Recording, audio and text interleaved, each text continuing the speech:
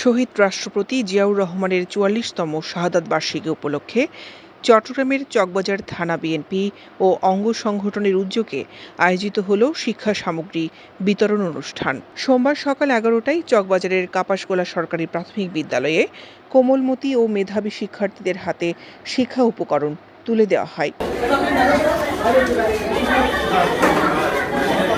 অনুষ্ঠানে সভাপতিত্ব করেন চকবাজার থানা বিএনপির সাবেক সাধারণ সম্পাদক নূর হোসেন। প্রধান অতিথি ছিলেন মহানগর বিএনপির যুগ্ম আহ্বায়ক শওকত আজম খাজা এবং প্রধান বক্তা হিসেবে বক্তব্য রাখেন যুগ্ম আহ্বায়ক শিহাবুদ্দিন মুবিন। বিশেষ অতিথি হিসেবে উপস্থিত ছিলেন মোহাম্মদ মহসিন, মাহবুব রানা, একরামুল হক ছোট্ট সহ আরও অনেকে। প্রধান অতিথি তার বক্তব্যে বলেন, শহীদ জিয়া সারা জীবন শিক্ষার প্রসারে কাজ করেছেন। তার স্বপ্ন ছিল সবার মাঝে শিক্ষার আলো ছড়িয়ে দেওয়া। সেটা হচ্ছে পবিত্রতার প্রতীক, নিরন্তর ভালোবাসার প্রতীক।